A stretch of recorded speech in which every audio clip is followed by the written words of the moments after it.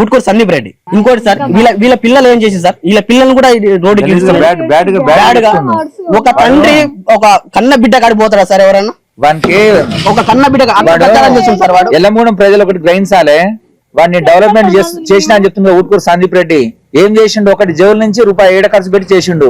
ఆయనకు డబ్బులు ఏం చేస్తున్నాయి, నువ్వు ఏం చేసి వస్తున్నాయి, మీ భార్య ఖాళీ హౌస్ వైఫ్, నువ్వు ఉట్టినే తిరుగుతున్నావు, నీ డబ్బులు ఏం చేస్తున్నాయి చేయడానికి? ఇప్పుడు ఏదో ఒకటి ఫోర్సెస్ ఉండాలి కదా, నీకేం చేస్తాయి? నీకే గతి లేదు. ఆడ మామూలు కాలిక మాత్రం విగ్రహం పెడతాడు, పైసలు వస్తాయి, పైసలతో తింటాడు, చందాలు అయ్యి వస్తాయి, కుక్కలకి భోజనం చేస్తుండు. సిగ్గుండాలి ఇప్పుడు వాడు చేసి ఉంటాడు సార్ అట్లా, ఆ పిల్లలతో అట్లా బిహేవ్ చేస్తుండేమో, వాడు యువతలో కూర్చున్న ఆలోచన మరి అవతల చేస్తేనే కదా అట్లా వచ్చేది ఆలోచన. కనీసం అట్లా చేస్తుండే మనవెక్కి, మరి మనవెక్కి మెంటల్ వేసి ఊరి మీద పడి తిరుగుతుండు. వాడు ఇతరుల మెంటల్ వాడిని మెంటల్ వేసినాయి.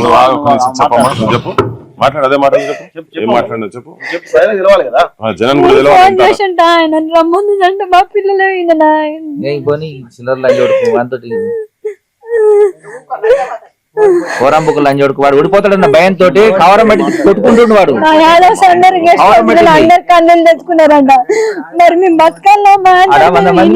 చెప్తున్నాయి చెప్పరాని మాటలు వాళ్ళే వచ్చారు.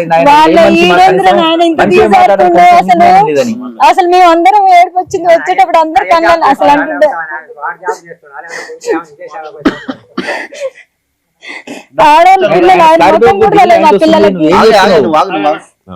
నేను ప్రచారంలో భాగంగా నాకు కత్తెర గుర్తు వచ్చింది.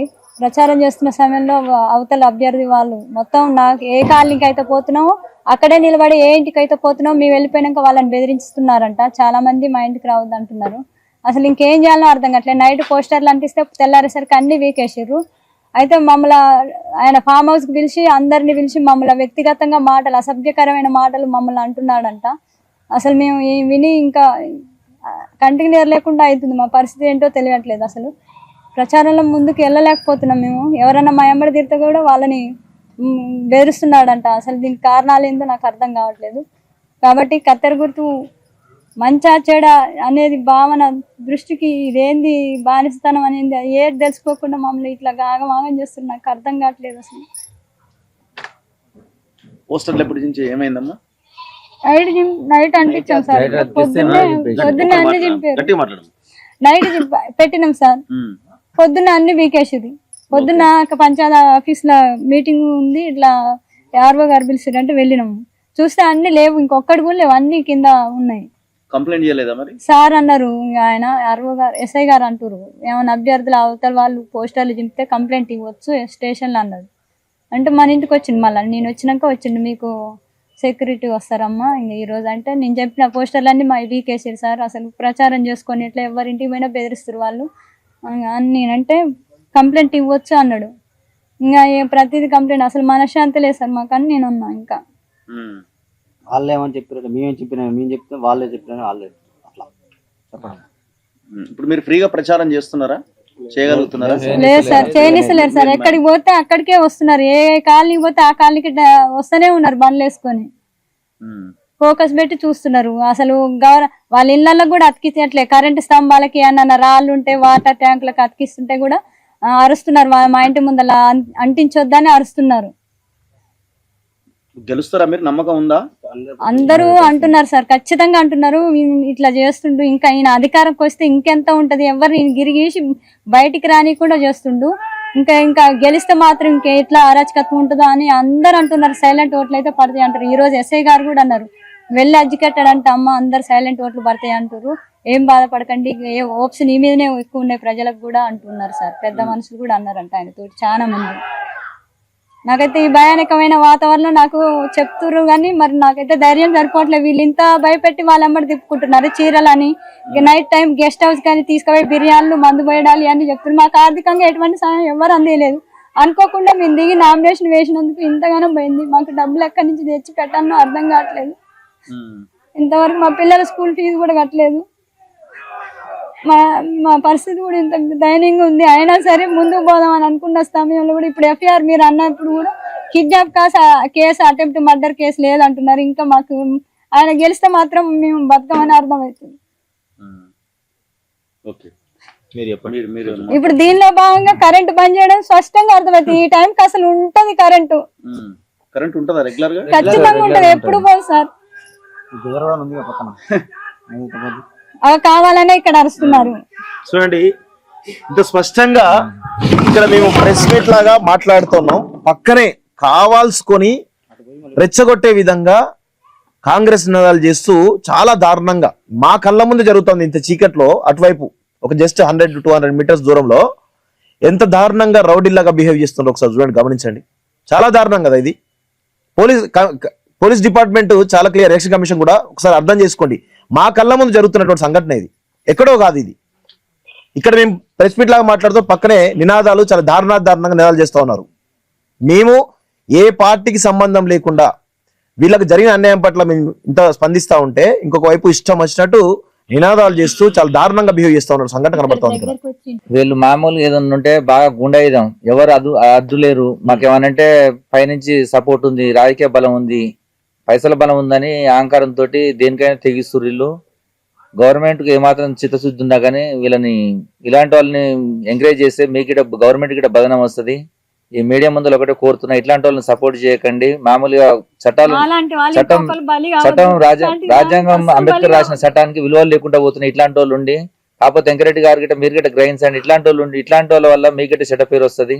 నేను ఈ మీడియా ముందు చెప్పదలుచుకున్నా. ఏంది ఇప్పుడు దాదాపు మేము 1వ తారీఖు వచ్చినాం, 1వ తారీఖు వచ్చినాం, 1 వీక్ అవుతుంది, వారం అవుతుంది. వారం నుంచి మీరు ఏం చేస్తారు? ప్రచారం చేయనీయకుండా గట్టిగా ప్రతి కాడికి ఏడికన్నా పోయినా కానీ ఏమంటే మనుషులు వస్తురు, అరుసుడు, ఏమైనా గొడవలు పెట్టుకోవాలి, ఎట్లా ఇబ్బంది పెట్టాలని ప్రతి ఒక్క దానికి స్పష్టంగా ఇబ్బంది పెడుతున్నారు. పోస్టర్లు అంతా చింపేస్తున్నారు. ఎవరి దగ్గరకన్నా పోతే వాళ్ళ దగ్గర పోయి బెదిరిస్తారు. వాళ్ళు మీకు మీ ఇంటికి ఎందుకు వచ్చారు, వాళ్ళు ఎందుకు రాణిస్తున్నారు, ఏం చెప్పారు, ఏమన్నారు అని ఇవి బెదిరింపులు ఇది జరుగుతుంది ఊర్లో. బాగా ఏదన్నా ఉంటే లేనిపోని మాటలు చెప్తుండు. ఆయన మామూలు ఒకదానికి 4 చెప్పుడు, మామూలుగా ఒకదానికి 4 ఏమన్నంటే మీరు తోలుడు ఒకదానికి. ఇప్పుడు మీరే ఉన్నారు కదా సార్, ఇప్పుడు నినాదాలు ఎట్లిస్తున్నారు అట్లా ఇట్లా అని. ప్రభుత్వం ప్రజలకు రక్షణ అంటది ఏంటి అసలు? ఇది మేమేం పాపం చేసినాం, ఎవరికి ఏం పాపం చేసినాం? ఆ సర్పంచ్ ఉద్యోగం ఏమన్నా 1000 ఉద్యోగం, 1,00,000 ఉద్యోగం, 6,000 నేను ఏ స్కూల్లో చెప్పుకున్నా 20,000 వస్తాయి. ఇంకా ఇళ్ళకి మేము ఎంత ఇంటెన్షన్ గా ఫీల్ అవుతున్నామో మాకు అర్థం కావట్లేదు. మాది ఉందే గోడలన్నీ కూల్చేసిండు ఆయన. మేము సావాలా బతకాలి, సెక్యూరిటీ లేదు ఇంట్లో, రోజు ఇది ఇప్పుడు కాదు ఇంకా జీవితాంతం ఎలా బతకాలి? మా పిల్లలకు రక్షణ లేదు, మాకు రక్షణ లేదు. ఊర్లో బాగా బెదిరించుడు ఏమనంటే అన్ని వేసుకుని వచ్చి ఇంటి మీద పడుడు, గుండాయుధం బాగా. ఇది గుండాయుధానికి కోమరెడ్డి వెంకరెడ్డి గారు మీరు దయచేసి మీ మీడియా ముందు ఒకటి కోరుతున్నా, ఇకనైనా మీరు ఆలోచించరు. మీరు ప్రజల మనిషి. ఇప్పుడు వాళ్ళు ఓన్లీ వీళ్ళు ఈ సందీప్ రెడ్డి ఇంకోలు వేసిన గెలవలేదు మీరు, మేము అందరం వేసిన ఓట్లతోటే మీరు గెలిచిరు, అది గుర్తుపెట్టుకోవాలి. కనీసం కొద్దిగా ఆలోచించి ఏదన్నా ఉంటే చట్టరీతమైన చర్యలు తీసుకోవాలి. ఇట్లాంటి వాళ్ళకి మీరు ఇట్లనే ప్రోత్సహిస్తే మాత్రం మీకు జీవితంలో ఓటం అనేది ఉంటది. కేసీఆర్ లాంటి వాళ్ళే మామూలుగా ఓడిపోయారు, మీకు ఆ సంఘటనలు తెలుసు. ఈ మీడియా ముందుకు ఇది ఒకటి గ్రహించాలి. మీరు అతి దారుణంగా నడి రోడ్డున చంపి, నడి సెంటర్లో చంపి ఒక సర్పంచ్ భర్తని నేను మంచోనని చెప్తుండు. సిగ్గుండాలి లంజవాడు కనీసం. వాస్తవం అన్నా నా గురించి మామూలుగా మీడియా పెట్టి ఒక 10 మంది 20 మంది ఆపించి బ్యాటరీ చెప్తుండు. మేము చెప్పలేమా? వాడు ఒక లంగా, ఇంకోటి నేనేం ఏం లంగా ఒకటి చూపించామని చెప్పు. మామూలుగా బర్రెకు రంగు, ఆ తెల్ల రంగు రుద్ది ఆవని నమ్మిస్తుండు. దొంగ, చోరు దొంగ. ఇప్పుడు వాడు చేసిన రాజకాలు చెప్తే నేనేడన్నా నారసికాలు చేస్తే ఒకటి చూపించు. కనీసం జనాలకు ఏం లేదు. ఆ ఉన్నోడు తిరిగినోనికి ఏమనుకో ఇంత తాపిస్తుండు, తినిపిస్తుండు, ఏదైనా ఉంటే మామూలుగా ఇది చేస్తుండు కథం. ఇక ఏదన్నా ఉంటే మామూలుగా చెప్పుకుంటుండు నేను అది ఇది తోపునని. ఇప్పుడు ఆల్రెడీ అందరికి తెలుసు జనాలకు ఎవరి పరిస్థితి ఏందనేది, ఎవరి పరిస్థితి ఏందనేది క్లియర్ గా తెలుసు. కాకపోతే మనకెందుకు వచ్చిన గొడవ మన మీద పడతాడు. ఇక మనం పొద్దున లేస్తే మన పని మనం చేసుకుని బతికేటోళ్ళం. ఇది ఈడ జరిగే పరిస్థితి. మీరు చెప్పండి. శ్రవణ్ అని ఇక్కడ వార్డు మెంబర్ గా పోటీ చేస్తున్నాడు. తను కూడా సర్పంచ్ అభ్యర్థిగా నామినేషన్ వేసిండు, వాళ్ళ భార్య వేసింది. సో ఆయన కోసం యాదగిరి యాదవ్ భార్య ఎవరైతే ఉన్నారో నాగలక్ష్మి పోటీ చేస్తుందని చెప్పేసి విరమించుకోవడం జరిగింది. వార్డు మెంబర్ పోటీ చేస్తున్నారు. ఈయన కూడా బలవుతా ఉన్నాడు ఇందులో. ఒకసారి మీరు మాట్లాడండి. నా పేరు కుర్రి శ్రవణ్, నేను మాదిగ బిడ్డని. మేము గత ఈ 4 రోజులు ప్రచారం చేస్తుంటే ఎవరింటికి పోతే వాళ్ళ అనుచరులను పంపించి ఆయన మీ ఇంటికి ఎందుకు వచ్చిండు, ప్రచారం ఎందుకు చేస్తుండు, పోస్టర్ ఎందుకు అతికిస్తుండు, మీరు ఎందుకు చించట్లేరు అని చెప్పి ప్రతి ఒక్కటి ఎలిగేషన్ పెడతా ఉన్నారు. ఇంకోటి గుడి కట్టినా అంటున్నాడు. గుడి ఆయన ఒక్క సొంత డబ్బులతో కట్టిండా? మేము అందరూ చందాలు వేసుకున్నాం. ఊరి గ్రామ ప్రజలు అందరు కలిసి తలాయిని వాళ్ళకి తోచంత డబ్బులు ఇచ్చి ఆ గుడి కట్టినాం. కానీ ఆయన ఏమని చెప్పుకుంటున్నాడు, నేనే గుడి కట్టినా అని చెప్పుకుంటున్నాడు. ఇంకోటి ఆ గుడికి పూజారికి కానీ దాని మెయింటెనెన్స్ కానీ 14,000 ఇస్తా అని చెప్పేసి అంటున్నాడు. ఈ సంవత్సరం నుంచి అది మొత్తం పడవబడి ఉన్నది ఆ గుడి. మొన్ననే మా చిన్నోనికి అది అన్నప్రాసనం చేస్తాను, కానీ నేను గుడికి వెళ్ళిన మొత్తం ఎక్కడ చెత్త అక్కడనే ఉన్నది, దుమ్ము ఉంది. అది గుడికి గేట్ కూడా తెరవలేదు, వచ్చినాయి తింటుండు మంచిగా, గుడి కూడా తెరవట్లేడు. ఏమనంటే నేను గుడి కట్టించిన రోడ్లు వేస్తున్నా అన్నాడు. రోడ్లు వేస్తున్నాడు ఆయన సొంత డబ్బుతో రోడ్లు వేస్తున్నాడా? ఆయన ఉన్నా వేస్తాడు, రేపు వేరే వాళ్ళు ఉన్నా రోడ్లు వేస్తాడు. ఆ సొంత డబ్బులతో వేస్తున్నట్టు ఏదో ఫీల్ అవుతున్నాడు. ఇంకోటి ఆ చెరువు మట్టి అమ్ముకున్నాడు, చెరువు మట్టి అమ్ముకొని ఆ గెస్ట్ హౌస్ కట్టుకున్నాడు. ఆ కాంట్రాక్టర్ని బేరించి ఆ గెస్ట్ హౌస్ కట్టుకున్నాడు. ఇంకోటి ఆ డబ్బులతోని మొత్తం ఈ గుండాలని బాగా ప్రోత్సహిస్తున్నాడు.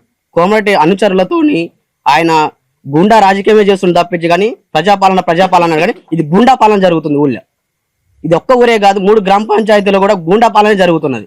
ఎక్కడ చూసినా ఎందుకు పోస్టర్ ఎందుకు వేస్తున్నారు, మీరు ఎందుకు ప్రచారం చేస్తున్నారు, మేము ఎవరైతే ఇంటికి పోతున్నామో తక్షణమే ఒక 5 నిమిషాలలో ఇంటికి పోతున్నారు, ఎందుకు ఏమన్నమాట చెప్పు అని చెప్పి ప్రతి ఒక్కటి వ్యతిరేకంగా మాట్లాడుతున్నాడు.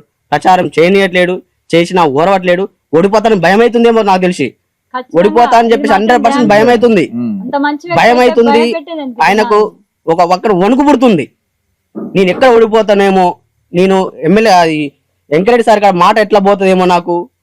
ఆయన చెప్పిండే మరి గుండాయిజం చేస్తేనే నువ్వు గెలుస్తారా బాబా అని చెప్పినట్టుంది. అందుకే గుండాయిజం చేస్తున్నాడు ఆయన. అది తప్పించి ఆయనకు ఇలాంటిది ఏం లేదు. ప్రజాబలం అంటుంది, ఇది గుండా బలం. అది గుండాలతో బెదిరిస్తున్న చేయబట్టికే వాళ్ళు ఆయన వెనక తిరుగుతున్నారు. ప్రతి ఒక్కరు మాకు చెప్తూనే ఉన్నాడు, సార్ ఆయన బెదిరిస్తున్నాడు అందుకే మేము పోతున్నాము, రేపు రిజల్ట్ చూడండి మీరు, ఖచ్చితంగా మీకే రిజల్ట్ ఉంటుంది అని చెప్పి ప్రతి ఒక్కరు ప్రోత్సహిస్తున్నారు. కాకపోతే వాళ్ళు ప్రచారం చేసుకొని మేము పోయినా కూడా వాళ్ళని అత్యధికంగా బెదిరించడం, ఫోన్లు చేయడం. నీ ఎవరికైనా పోయిననుకో, నేను ఎవరికైనా ఫోన్ చేసి మాట్లాడు, ట్యాపింగ్ చేసి వాడు నీకెందుకు ఫోన్ చేసిండు, నీకెందుకు మాట్లాడుతున్నాడు, ఏమిటి చేస్తున్నాడు నీకు ఫోను అని ప్రతి ఒక్కటి బెదిరించడం ఆయన చేయడం. అదొక్కటే ఆయనకు పుట్టిన కాంచి గుండా అంతే. ఆయన చేసిన ఏం లేదు మంచి పని, ఎలాంటిది లేదు. నాకు అందులో 10 గుంటల భూమి ఉంది. మా ఎస్సీ కాలనీ అందరికి ఊరు సమక్షంలో అందరం కలిసి ఎస్సీ వార్డులో ఉందని చెప్పి తలా 10 గుంటల భూమి ఇచ్చింది, ఊరు సమక్షంలో ఇచ్చిండు. నన్ను ఏమని చెప్తాడు, నువ్వు కాంగ్రెస్ పార్టీ రాకపోతే నీకు భూమి ఉండని అని చెప్పి బెదిరించాడు. అయినా కూడా నేను రాను సార్, నాకు అవసరం లేదు, నేను రాను, నాది ఎట్లా ఉందో నా రాజకీయం నేను చేసుకుంటా, నాకు అవసరం నేను రానంటే తక్షణమే పోయి కుక్కలను పెట్టి నాకున్న 10 గుంటల భూములలో గుండ పెట్టించు, స్తంభంలో గుండ పెట్టి మట్టి అమ్ముకుని ఫామ్ హౌస్ కట్టుకున్నాడు. కాంట్రాక్టర్ని బెదిరించి ఆయనతోని ఫామ్ హౌస్ కట్టుకొని ఈ డబ్బులతోని గుండాయిజం చేస్తున్నాడు మొత్తం.